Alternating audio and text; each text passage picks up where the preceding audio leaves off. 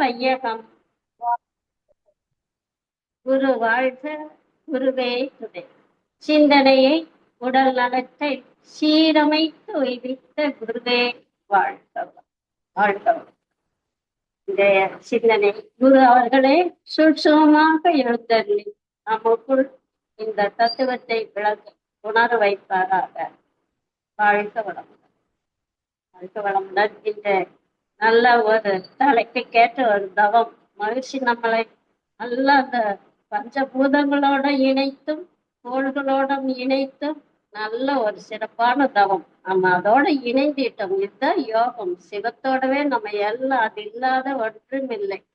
அந்த யோகமான ஒரு தவத்தை நடத்தியிருக்காங்க மகிழ்ச்சி அவர்களும். இன்று அதற்கு நம் இறையருக்கும் குருவர்களுக்கும் நன்றிகளையும் வாழ்த்துக்களையும் கூறிமை. இன்று தவத்தில் இருந்து கொண்ட அத்தனை நார்வே தென்மார்க் இணைந்துள்ள அத்தனை வேதாத்திரிய அன்பர்கள் சிறப்பாக இதை வழிநடத்தி கொண்டிருக்கும் அனைவருக்கும் என் மனமார்ந்த நன்றிகளையும் வாழ்த்துக்களை கூறி மகிழ்கின்ற. வாழ்க வளமுடன். வாழ்க வளமுடன். இன்றைய தலைப்பு சிவயோகம். எவ்வளவு சிவயோகம் நல்லா எவ்வளவு ஒரு தத்துவத்தை மகிழ்ச்சி நம்மளுக்கு கொடுத்திருக்காங்கன்னு சிந்தித்து பார்ப்போம். சிவம் என்பதன் மகிழ்ச்சி நமக்கு எவ்வளவு விளக்கங்கள் கொடுத்திருக்காங்க இல்லையா?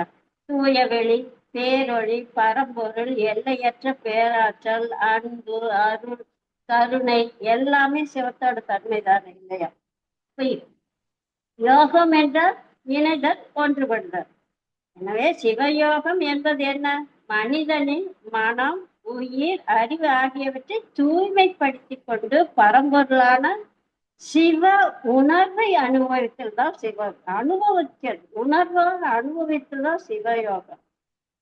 எப்படி நதி கடலில் கலந்த பின்பு தனிப்பெயர் நதி என்று இருக்க, நதி கடல்ல கடந்தாச்சு, அது போய் நதின்னு சொல்லுவான், கடல் தான் ஆகு. அது போல தன்முனைப்பு நீங்கி குணநல பேர் வரணும். அது கூட இறையுணர்வு நிலை பெறுவதுதான் சிவயோகம். இதெல்லாம் நம்ம கிட்ட போய் அந்த இறை உணர்வுல லயமாகுதுதான் யோகம். உள்ள அன்பால் நிறைந்த தன்மை, உள்ளத்துல அன்பு நிறைந்தாலே அது சிவயோகம் தான். மன உயிரில் ஒடுங்கி பரத்தில் லயமாகும் போது அந்த மனமும் உயிரும் அந்த பரத்தில் லயமானாவே சிவயோகம் தான். இதெல்லாம் நமக்கு மகிழ்ச்சி எளிமையா சொல்லிட்டேன். மனம் ஒடுங்கினால் என்ன? அறிவு தானே. அப்ப அறிவு இந்த இறையுடன் ஒன்றிவிடும் போது அதுவே சிவயோகம். ஏனென்றால் மனம் என்பது உயிரின் படக்கங்கள் தானே இல்லையா? உயிரின் மூலம் சிவம் தானே. அப்ப மன அன்பில் கரைந்து விட்டால் சிவயோகம். எவ்வளவு எளிமையா கொடுத்துருக்காது மகிழ்ச்சிப்பா. மனம் புலன் உணர்வில் மயங்கிட மாயையா. மனம் வெளியில் மருவி தோய்ந்திட. எப்ப மனம் அறிவான ஆனோன்னு அந்த வெளியில் மருவி தோய்ந்திட மனமே அறிவாக மாபதம் எய்திடும். மனம் அறிவான பின் மனிதனும் தெய்வமே. அப்ப பிரம்மம் வேறு நம்ம வேறு இல்லையா? எவ்வளவு ஈஸியா நம்மளுக்கு மகிழ்ச்சி கொடுத்துட்டாங்க இல்லையா இந்த இதைய. மகிழ்ச்சி இப்போ நம்ம கொடுத்துருக்காங்க. அதான சிவயோகம் அப்படிங்கிற ஒரு தலைப்புல எவ்வளவு நுணுக்கமாக மனிதன் எந்த நிலையில் இருக்க வேணும், மனிதனிடம் இருக்கு அப்படிங்கிறத அப்படியே படிக்க படிக்க நமக்குள்ளேயே ஒரு உணர்வு நிலைக்கு கொண்டு வரக்கூடிய தலைப்பு தான் இந்த சிவயோகம். என்ன சொல்றாரு குருமகான் அப்படின்னா, பிற உயிர்கள் இன்ப துன்ப இயல்பை கண்டு கூர்ந்து உணர்ந்து கொள்ளக்கூடிய நுட்பமும். அப்படி உணர்ந்து கொண்டால் பிறகு அதற்கு இறங்கி உதவான ஒரு திருப்பம் மனிதனுடன் வந்துவிடுமே ஆனால் அப்படின்னு போட்டிருக்கான். மனிதனுடைய மனதிலே அற உணர்வு தெய்வீக உணர்வு கிட்டும். எப்போ பிறருடைய இன்ப துன்பங்களை கூர்ந்து உணர்ந்து அவற்றுக்கு இறங்கி ஒரு உதவ வேண்டும் ஒரு எண்ணம் வருது, அதுதான் அற உணர்வு அப்படின்னு மகிழ்ச்சி அதை குறிப்பிடுறாங்க. மனதில் அதுதான் தெய்வீக உறவு. அந்த அற உணர்வு தான் தெய்வீக உணர்வுன்னு குறிப்பிட்டாங்க. பிறருடைய துன்பத்தை நீக்க வேண்டும் என்ற கருணையானது உள்ளத்திலே எழுகிறது அல்லவா, அதுதான் உறவு. அந்த உறவை, உண்மையான உறவை பிறரோடு கொண்ட போது அதிலிருந்து சேவை நம்ம எல்லாத்தையும் இந்த இறை உணர்வா பார்க்கும்போது அந்த உயிருக்கு நாம உதவ வேண்டும் அப்படிங்கிற ஒரு எண்ணம் மலருது. அதுதான் தொண்டாக சேவையாக மலருது. அப்ப என்ன அறிந்தது சிவம், காட்டுவது அன்பு இல்லையா? சிவம் என்ற ஒரு நிலையை அறிவு உணர்வோம், அதுதான் செயல்படும் போது அன்பாக, அறிவு அந்த சிவத்தோட இணையும் போது அது செயல்படுத்தும் போது அன்பாக மாறுகிறது. அப்பொழுது அன்பு என்பது என்ன என்று பார்த்தா சிவத்தின் செயலே தான் தெரிய வருகிறது. சிவத்தின் செயல் தான் அன்பாக மாறுது. இல்லை சொல்லிப்பாங்க, செயலிலே விளைவாக எப்பொழுதும் வந்து கொண்டிருப்பது சிவத்தின் தன்மைதான். ஒரு செயல் செய்து அதுக்கு விளைவாக வந்து கொண்டிருப்பது சிவத்தின் செயல்தான். அது சிவத்தின் தன்மையாகவும் அது இருக்கு. ஆகவே நல்ல செயலியை செய்வேன் என்று ஒவ்வொருவரும் உணர்ந்து மதித்து அனைவரோடும் உறவு கொண்டு கடமையாற்ற வந்தார். அதுவே சிவயோகம் என்ன சொல்றாரு. ஆகவே நல்ல செயலியை செய்வேன் என்று ஒவ்வொருவரும் உணர்ந்து மதித்து அனைவரோடும் உறவு கொண்டு கடமையாற்றி வந்தால் அதுவே சிவயோகம். எந்த பொருளையும் சிவனை காணலாம் இல்லையா? எந்த நிலையிலேயும் சிவனாகவே இருக்கலாம். எல்லாத்தையும் பார்த்துட்டா எப்போதும் சிவயோகத்திலேயே இருக்கலாம். சிவனோடு உறவாக இருக்கலாம், உறைந்து இருக்கலாம். அவனோடு உடலால் வேறுபட்டு இருந்தால் உள்ளத்தால் அறிவால் இறைவனோடு உயிர்களோடும் ஒன்றுபட்டு இருப்பதை உணரலாம் அப்படின்னு சொல்றாங்க. ஆனா இதெல்லாம் எளிமைதான், இதற்கு வழி வேணும் அப்படிங்கிறது மகிழ்ச்சியோட கருணை தான் இருக்கு இல்லையா? இருப்பதை இந்த நிலைக்கு அறிவை உயர்த்த வல்லவை தவமும் அகத்தாய்வு. இந்த நிலையை உயர்த்த ஒவ்வொரு மனிதன் உயர்த்த வல்லவும் தவமும் அகத்தாய்வும் தான் இல்லையா? குருமகானின் கருணையே எப்போ ஒரு மனிதன் இந்த நிலையில் வாழ வேண்டும் என்று கூறுகிறாரோ அதற்குரிய வழிகளையும் கூறுவது அவரின் அன்பு உள்ளம் அல்லவா? ஒரு மனிதன் இப்படி கூறலாம் கேள்வி கொடுத்து அதற்கான பதிலையும் கொடுத்து நம்மளை அந்த உணர்வு நிலைக்கு கூட்டி செல்வது குருமகானின் அன்பை கருணையை நாம என்னன்னு சொல்றோம் இல்லையா? சிவயோகம்னா தவம் வேணும், அறநெறி, அறிவு, அகத்தாய்வு இந்த தத்துவங்களை உணர்ந்து கொண்டு வாழ்க்கையில் பயன்படுத்தி அறிவில் அறிவாய் நிலைத்து சொல்லியிருக்காங்கல்ல, அறம் வகுத்து அதை வாழ்ந்து காட்டிய குருமகான்கள் நம் நினைவில் என்று இருக்க வேண்டும். குருவின் அவசியம் இருக்கணும் இல்லை? குருவில்லாமல் நாம் தவம் முடியுமா? குருவில்லாத இத்தை சுட்டு போட்டாலும் வராது இல்லையா? குருவின் ஆசீர்வாதமும் வழிகாட்டலும் இருந்தாதான் நம்ம அந்த தவத்திலையும் தற்சோதனையிலும் நம்ம நிலைக்க முடியும். இதான் நம்ம குருமகன் கூட அவரு குருமகானுக்கு நன்றி கூறி தெரிவித்த பாடல் தானே குருவணக்க பாடல். சிந்தையை அடக்கியே சும்மா இருக்கின்ற சீரறிய செய்த குருவே. அந்த நிலைதனில் அறிவு எப்ப குருவணக்க பாடல்ல கொடுத்திருக்காங்க. அண்டமதில் கோடான கோடி அனுபவித்து என்னை அறிவித்த குருவே. எப்படி குருவுக்கு நன்றி சொல்லியிருக்காங்க இல்லையா மகிழ்ச்சி? அது மாதிரி நம்ம குருவோட நினைவில் அவரோட உறவில் என்றும் இருக்கும்போது அந்த தவமும் நம்மளுக்கு சித்தியாகும். தாய்மானவர் கூட ஒரு குருவுக்கு எப்படிங்கிறத கொடுத்திருக்காரு. அவர் என்ன சொல்றாரு, குரு பத்தி ரொம்ப இதா சொல்றாரு. அந்த குரு எப்படி இருக்கோ, நான நெறிக்கு ஏற்ற குரு, நன்னறிய சித்தி முத்தி தானம் தர்மம் தலைத்த குருவானோர். இதெல்லாம் சித்தி முத்தி நமக்கு தானம் தர்மம் தலைத்த இதற்கெல்லாம் வழிகாட்டிய குருவானோடு தாயனும் வந்து என்னை தந்த குரு, தாயாக வந்து அருளிய குரு. அப்புறம் சொல்ற என் சிந்தையிலே கோவில் என வாழும் குரு. இந்த சிந்தையில எப்பொழுதும் குரு உணர்வோடு இருக்கணும் அப்படிங்கிறத குருவின் அவசியத்தை தாய்மானவர் கொடுத்துருக்காங்க. அப்பேற்பட்ட குரு நம்மளுக்கு சிந்தையிலே நம்ம சிந்தையிலே எப்பொழுதும் நிலைத்திருக்கக்கூடிய குருமகான் அருள் தந்தை வேதாத்திரி மகிழ்ச்சி அவர்களை வாழ்த்தி வணங்குவோம். சிவகருணை என்ற தலைப்புல மகிழ்ச்சி ஒரு பாடல் கொடுத்திருக்காங்க, அதை சிந்திக்கலாம். என்ன சொல்ற, ஐவகையாம் கடமைகளை அறிந்து முறையோடு அகத்தூய்மை புற தூய்மையோடு ஆட்சி உய்ய தெய்வம் என்ற பெரும்பொருளை அறிவு என்ற நிதியார் திகழ்கின்றது அனைவருள்ளும் என நேதி தேர்ந்து செய்தொழில்களில் அனைத்திலுமே இன்ப துன்ப விளைவார். சிவகருணை மலரும் திரு விளையாடல் கண்டு. செய்தொழில்களில் அனைத்திலுமே இன்ப துன்ப விளைவாய் சிவகருணை மலரும் திரு விளையாடல் கண்டு வீவதற்கொரு பண்பாடாய் உலக சமயம் தந்தேன் உத்தமரே நன்கு உணர்ந்து ஒத்து ஏற்று மகிழ்வேன். ஒத்து ஏற்று மகிழ்வேன்னு சொல்லிட்டார். இந்த கவி மூலம் நமக்கு என்ன சொல்லு, எவற்றையெல்லாம் செயல்படுத்த வேண்டும் என்ற செயல்முறையத்தை நம்மளுக்கு இதுல கொடுத்துருக்கு சாதனமாக்க. என்றால் செயல் விளைவுதான் சிவகருணை. அதுதான் செயல்படுத்தக்கூடிய ஐவகையா கடமைகள் சொல்லியிருக்காரு. அது உலக சமயம் தந்ததுன்னா உலக சமாதானமாகணும், அமைதிக்கான அடிப்படை கருத்துக்கள் தான் இந்த செயல் விளைவுங்கிறார். அது என்ன சொல்ற, ஐவகை கடமைகளே என்ன நமக்கு எல்லாமே தெரிஞ்சதா தான். குடும்பம், சுற்றம், ஊர், உலகு, இந்த கடமைகளை ஒன்றினால் ஒன்று கெடாமல் கடமைகளை அறிந்து முறையாக தவறாமல் கடைபிடிக்க வேண்டும் இல்லையா? இல்லையா, குடும்பத்தையே கவனிக்க வேண்டும் என்று தன்னுடைய நலத்தையே கவனிக்காமலும் குடும்ப நலம் முக்கியம் என்று சமுதாயத்திலே மறக்க கூடாது இல்லையா? தன்னுடைய உடல் நலம் மனநலம் முக்கியம், குடும்பத்தில் அமைதி முக்கியம். அப்ப சமுதாயம் இல்லை என்றால் நாம் வாழவும் முடியாது. ஏனென்றால் சமுதாயம் மனித வாழ்க்கையை முக்கான வாழ்க்கை தான்.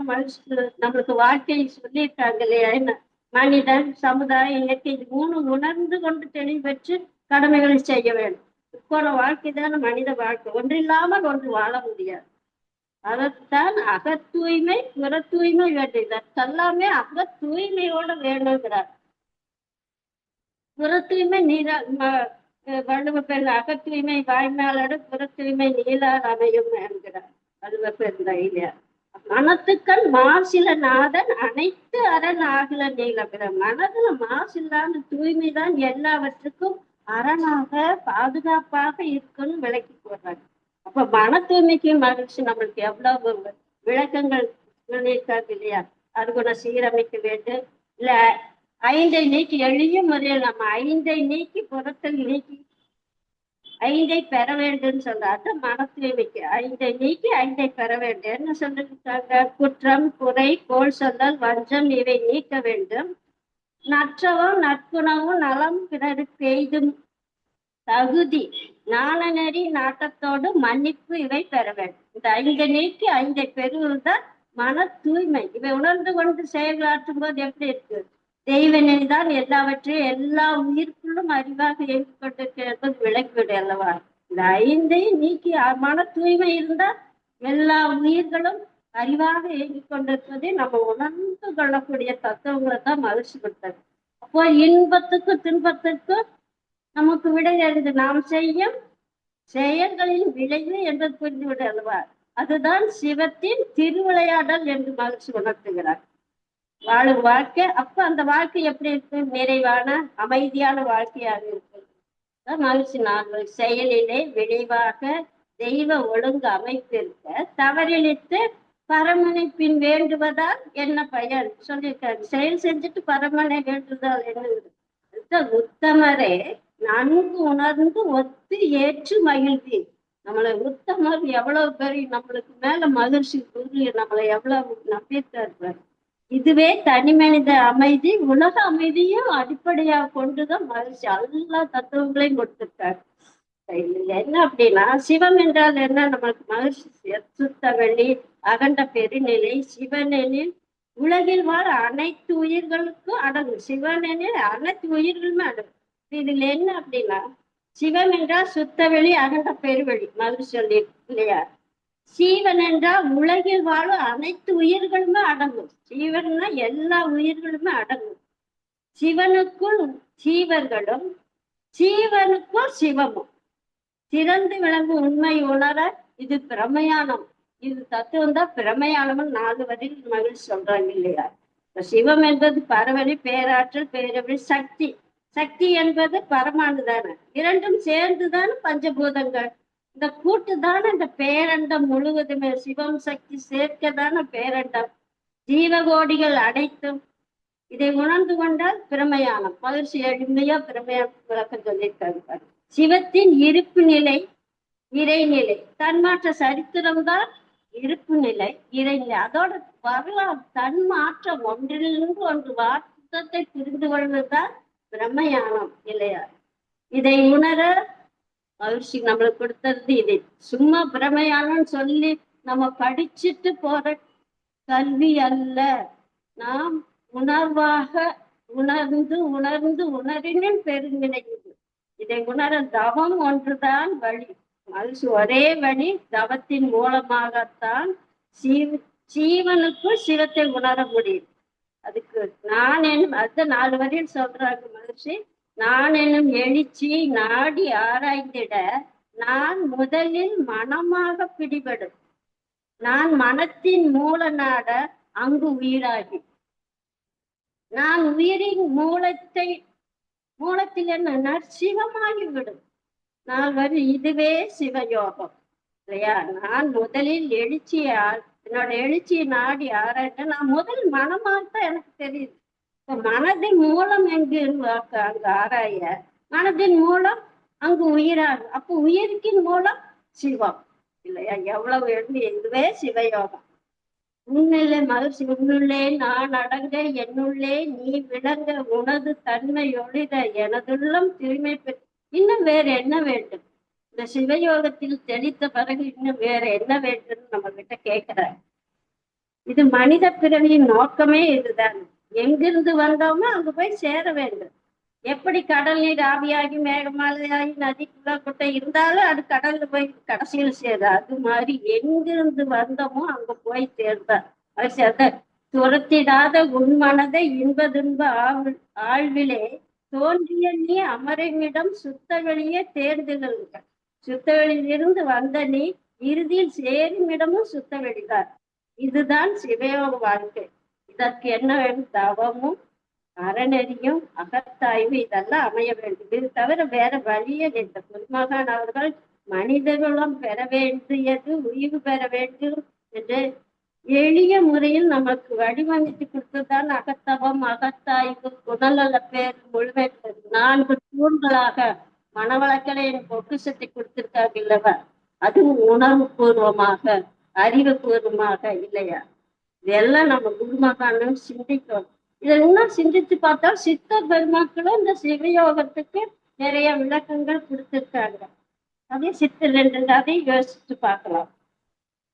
திருமூலர் என்ன சொல்றாங்கன்னா, அப்பினில் கூர்மை ஆதித்தன் வெண்மையால் உப்பென பேர் பெற்று உரு செய்த அவ்வுரு அப்பினில் கூடியது ஒன்றாகுமாறு போல் செப்பினில் சீவன் சிவத்தினுள் அடக்கமே. இதுல என்ன சொல்றாரு? கடல் நீர் உப்பு கலந்திருக்கு இல்லையா? உப்பளங்கள் சூரிய வெப்பத்தால் நீர் ஆவியாகி காய்ந்தவுடன் அந்த கடல் நீர் தான் உப்பாக்க படிந்திருக்கு. இப்படி படிந்துள்ள அந்த உப்பை எடுத்து அதுல ஒரு உருவம் செய்ய மீண்டும் தண்ணீரில் போட்டா இந்த உப்பு உருவம் தண்ணீரில் கரைந்து, ஏன்னா உப்பு வேறு நீர் வேக தோன்றாது இல்லையா? தண்ணீரோடு 2 கலந்து விடும். இதே போலதான் சீவன் சிவத்தோடு கலந்து சிவனுள் அடக்கம். இதுதான் செப்பினில் கூர்மை என்பது உடம்பாகிய உள்ளிருக்கும் உயிர். உயிர் பரத்துடன் ஒன்றாக கலந்துவிடும். அதான் சிவம் வேறு சிவன் வேறு இல்லை அப்படிங்கிறத திருமூலர் இந்த கருத்துல சொல்லிருக்கு. அது அருணகிரியார் அதை எளிமையா சொல்றாங்க. செய்க பாரதியார் சொல்றாங்க. பாரதியார் சொல்றாங்க. பாரதியார் என்ன சொல்றாரு? செய்க செயல்கள் சிவத்திட நின்றன. செய்க செயல்கள் சிவத்தோடு ஒன்றி நின்றன.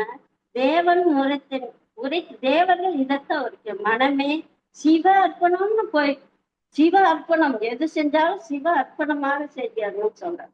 பொய் கருதாமல் வழி நிற்பவர் பூதலும் அஞ்சு வரும். அது அடுத்து சொல்றார். ஆன்ம வெளிக்கடலில் ஆன்ம வெளிக்கடலில் மூழ்கி திளைப்பவர்க்கு அச்சம் உண்டோ மனமே. தேன்மடை இங்கு திறந்தது கண்டு தேங்கி திருவோமடா. ஆன்ம வெளிக்கடலில் மூழ்கி திறப்பதற்கு அச்சம் உண்டோ மனமே. எப்படி சொல்றாரு? இந்த நிலையில தான் அவருக்கு எழுந்த பாடல்கள் கண்ணம்மா கண்ணம்மா கண்ணு எந்த நிலையில் எவ்வளவு வெளியிட்டாலும் இந்த 4 வரி எவ்வளவு அவரோட சிவத்தோட இணைந்திருக்க பாரதியாருக்கு நல்லா நமக்கு புரியும். அந்த நிலையில் வெளிப்படுத்திய இதுதானே காக்கை சீரகிலே நந்தலாலா இந்த கரிய நிறம் தோன்றுதையா நந்தலாலா பார்க்கும் மரங்கள் எல்லாம் நந்தலாலா நின்றன் பச்சை நிறம் தோன்றுதையா நந்தலாலா கேட்கும் ஒளிகளெல்லாம் நந்தலாலா நின்றன் கீதம் இசைக்குதடா நந்தலாலா தீக்குள் விரலை வைத்தால் நந்தலாலா நின்னை தீண்டும் இன்பம் தோற்றுதையா நந்தலாலா எப்படி சிவலோகத்தில் திளைத்த நிலைத்த நிலை இல்லவா? அதெல்லாம் நமக்கு படிக்கிறதுக்கே ஒரு யோகம். வள்ளல் பெருமான் என்று சொல்றார், எங்கே கருணை இயற்கையில் உள்ளன அங்கே விளங்கிய அருட்பெரும் சிவமேங்கிறார். எங்க கருணை இயற்கையில் இருக்கு அங்க சிவமாக இருக்குங்கிற. உயிரெல்லாம் பொதுவில் உளம்பிட நோக்க செயிரெல்லாம் விடகவென செப்பிய சிவமே. உயிரில் நாம் எம்முள் உயிர் இவை உணர்ந்தே உயிர் நலம் பெற வேண்டும் உரைத்த மெய் சிவமே. உயிரில் நாம் எம்முள் உயிர் இதுப்பா எவ்வளவு எல்லா உயிர் என்கிட்ட எல்லா உயிர்க்குள்ளேயும் நான் இருக்கு அப்படின்னு.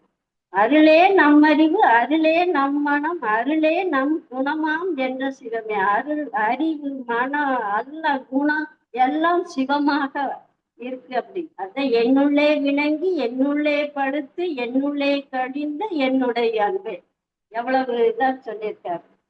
அதான் போற்றினின் பேரர் போற்றினின் பெருஞ்சல் ஆற்றலில் ஓங்கிய அருட்பெரும் ஜோதி. ஜோதி என்ற அந்த சிவத்தை தான் ஜோதியாக அவர் இன்பத்தை அனுபவிச்சு நமக்கு விளக்க வள்ளல் பெருமானம் கொடுத்திருக்காங்க. அருணகிரியார்னு சொல்றாங்க, நீ வேறு நான் வேறு என்று எண்ணாதிருக்க நீயும் நானுமாய் ஏக போகமாய் சுகமல் பராபரமேங்கிறார். எல்லா ஞானிகளும் இந்த சிவயோகத்தில் தெரிக்கிறது எவ்வளவு சொல்லியிருக்கு. பகவத்கீதையில எல்லா பொருள்களும் என்னை காண்பவனேனா அவனை விட்டு நான் நீங்குவதில்லை அவனும் என்னை விட்டு நீங்குவதில்லை இல்லையா. அவனின்றி ஓர் அணுவும் அசையாது. வீடுகள்லாம் என்றாலே சிவத்தோடு இணைந்து, வீடு என்றால் சிவத்தோடு இணைந்து விடலாம் என்பதுதான் வீடு பேரு அப்படிங்கிறது. சிற்றுருவில் அறிவு சிவமே. மகிழ்ச்சி கருத்து நிறைய உள்ளுணர்வா மகிழ்ச்சி கருத்தெல்லாம் உள்ளுணர்வாக அது என் மகிழ்ச்சி கருத்து 4 வரி அதை சொல்றேன். சிற்றுருவில் உள்ள அறிவு சிவமே என்று மகிழ்ச்சி கருத்து. சிற்று உருவில் உள்ள அறிவு சிவமே என்று தேர்ந்ததனால் தூய்மை பெற எல்லா சிற்றுருவில சிவந்த அறிவும் தேர்ந்ததனால் என்ன தூய்மை பெற்று உடலில் உள்ள சிவனையும் அதில் ஆற்றும் அறிவையும் நான் சேர்ந்து விட்டேன். அதில் சேர்ந்து விட்டேன். பின் சிவகலத்தில் பேரானந்தம் அப்படின்னு சொல்றார் மகிழ்ச்சி. அந்த சிவகலத்தில் சேர்ந்தோம்னா பேரானந்தம் அடைந்தேன்னு சொல்றார். மகான் என்ன சொல்றாங்க, அலைவாயாமல் உயிர் மீது நிலை பெறுத வேண்டும் மனம். உயிர் சக்தியை உணர்ந்து அந்த மூலமான பரம்பொருளை அனுபவித்தால் சிவ ஈஸியா மகிழ்ச்சி எளிமையா நம்மளுக்கு சொல்லியிருக்காங்க. என்ன சிவயோக சாரம்னு எடுத்துக்கிட்டா உடலை கடந்து உயிரை உணர்ந்த உடலை கடந்துடணும். உயிரை உணர்ந்து உயிரை கடந்து சிவத்தை உணர்ந்த நான் என்று அகங்காரம் கரைந்து சிவமே அனைத்தும் என்று அனுபவித்தல் தான் சிவயோகம். இப்ப சும்மா இருத்தல் சுபம் என்பார்கள் இல்லையா. சும்மா இருத்தல் என்ன சோம்பேறித்தல்? அது கிடையாது. மன அலைச்சல் ஒடுங்கி உயிர் உணர்வில் நிலைத்து ஒன்றி அறிவை பழக்கம். அதுதான் சிவ உணர்வில் ஒன்றுபடுதல். அதுவே சிவயோகத்தின் உச்சம். இந்த சிவயோகத்தில் இணைக்கக்கூடிய கலை ஒன்றுதான் மனவள கலை. சிவநிலையை அறியாமல் தான் மனிதகுலம் என்று போட்டிகளும் பொறாமைகளும் இல்ல உயர்ந்தவன் தாழ்ந்தவன் வேறுபாடு ஜாதி இனம் மொழி தேசம் இவற்றால் வேறுபட்டு இருப்பதற்கு ஒரே காரணம் சிவத்தை உணராம். சிவயோகம் இருக்கும் இடம் தெரியாமல் தேடிக்கொண்டிருக்கும் இருக்கும் இடம் அறியாமல் தேடிக்கொண்டிருக்கும் ஏழைகளாக அறிவில் ஏழைகளாக இருக்கும் மனிதருக்கு ஒரு மகன் நல்ல ஒரு மனவளக்கலை என்பதை கொடுத்து சிவத்தில் திளைக்குமாறு நமக்கு அருளி இருக்கார். இந்த சிவயோகத்தில் இருப்பவர்கள் எந்த மனநிலையில் இருந்தாலும் மாற மாட்டார்கள் என்பதற்கு ஒரு சிறு உதாரணத்துடன் நான் முடித்துக் கொள்கிறேன். சிவயோகத்தில் இருந்து அவங்க எப்பொழுதுமே எந்த சூழ்நிலையும் மாற மாட்டாங்க. இப்போ ஒரு துறவி ஒருவர் எப்போதும் சிவ சிவா என்று உச்சரித்துக் கொண்டேதான் இருப்பார். அவரு அவரை ஊரார் சிவ சிவ சாமியார் என்றுதான் அழைத்தனர். சிவா என்பதை வேறு எந்த பேசும் பேச மாட்டார். யார் என்ன கேட்டாலும் சிவா சிவா, இதுதான் அவரோட வார்த்தையே. இந்த துறவி ஊர் வம்பு பேச வைக்க வேண்டும், அந்த ஊர்ல ஒரு இளைஞன் அவனை வம்பு பேச வைக்கணும்னு அந்த ஒரு இளைஞன் திட்டமிடுறார். அதுக்காக ஒரு நண்பனின் உதவியை நாடுறார். இருவரும் துறவி இருக்கும் இடம் வந்து அவரிடம் பேசி கொடுத்தனர். அவர் துறவி கிட்ட பேசி அவருக்கு கோபம் வரும்படி எல்லாம் கடுமையாக பேசுறாங்க. அப்போது அவங்க அமைதியாவே, அவர் என்ன திட்டினாலும் என்ன பேசினா என்ன கேட்டாலும் அவர் அமைதியா தான் இருந்தார். பொறுமை இருந்து அவங்க ரெண்டு பேரும் என்ன ஆகுது, நம்ம சண்டையிடுறது போல செய்வோம். அப்போது நம்ம சமாதானப்படுத்த வருவார்ல, அப்போ நம்ம கூட பேசுவார்ல, பார்க்கலாம்னு முடிவெடுத்து இருவர் என்ன செய்யறாங்க, சண்டையிடுறது போல ஒருவர் அடித்து கொண்டனர். இப்படி அடித்து கொண்டு இருக்கும் போது என்ன ஆச்சுன்னா, ஒருவர் மற்றொருவரை பலமாக அடிச்சுட்டார். ஏன்னா அவனுக்கு கோபம் வந்துருச்சு. அதனால அவனை திருப்பி பலமாக அடிச்சார். இப்படி அடிச்சு ரெண்டு பேர் தாக்கிக்கிட்டு இருக்கனால நல்ல ஒருவருக்கு நல்ல அடி, பலத்த அடியாகுது. இதனால சண்டை உண்மையான வேடிக்கையா அடித்தது உண்மையாக பலத்த சண்டையாக மாறிடுச்சு. விளையாட்டு வினையாக மாறிவிட்டது. அப்படி ஆகிவிட்டது. இதில் ஒருவனுக்கு உடம்பு வீங்கி நல்ல காயம். அவன் என்ன பண்ணா, பஞ்சாயத்திடம் போய் முறையிட்டான். பஞ்சாயத்தா சண்டையை நேரில் பார்த்த சாட்சி இருந்தா தானே நம்ப முடியும். நேரில் பார்த்தது கேட்டது அதுக்கான பழி சிவசிவ சாமியார் தான் கேட்ட உண்மை தெரியும் அப்படிங்கிற. வாயே திறக்காத சாமியார் சாட்சி எப்படி சொல்லுவாரு ஒருத்தர் பஞ்சாயத்து தலைவர் கேட்கிறாங்க. அவரை தவிர வேறு சாட்சி இல்லை, என்ன பண்றது, வேறு வழியின்றி அந்த சாமியார சிவசிவ சாமியாரை அழைத்து வந்து இதை கேள்வி கேட்கிறாங்க அவர்கிட்ட. அவரை வணங்கி பஞ்சாயத்து தலைவர் கேட்கிறாங்க, சாமி நீங்க தான் நேரில் பார்த்த சாட்சி, நடந்ததை கூறுங்கள் என்றார். இளைஞர் இருவருக்கும் ஒரே மகிழ்ச்சி. அவங்க ரெண்டு பேர்த்துக்கும் நாம சண்டை போட்டது நல்லா இருந்தது, நல்லதாகி விட்டது, அவர் மௌனத்தை கரைத்து பேச போகிறார் அப்படின்னு நினைக்கிறாங்க. அப்ப துறவி இருவரையும் சுட்டிக்காட்டி என்ன சொல்றார், இச்சிவத்தை அச்சிவம் சிவா, அச்சிவத்தை இச்சிவம் சிவா, இச்சிவம் அச்சிவம் சிவசிவா சொல்லி முடித்தார். இதுதான் அச்சிவம் இச்சிவம் சிவசிவா, இதுதான் அவர் சொன்னது.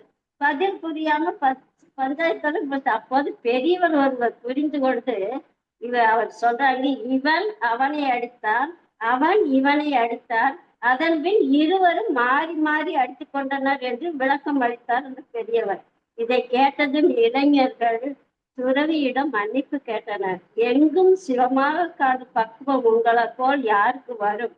உங்களுக்கு இடையில் செய்த எங்களை தக்கன தண்டனை கொடுங்கள், எங்களுக்கு தண்டனை கொடுங்கள் அந்த துறவி கிட்ட கேட்கிறாங்க. மனம் திருந்திய அந்த இளைஞர்களை அனைத்தபடி ஆசி அடித்து சிவ சிவா என்றார். இப்படி சிவநிலையில் இருக்கும்போது யாரும் அந்த நிலையிலிருந்து மறவாது அந்த வார்த்தை உணர்வு நிலையில இருக்கிறது தான் நம்ம மகிழ்ச்சி. இதை எளிமையாக நம்மளுக்கு கொடுத்திருக்கார்.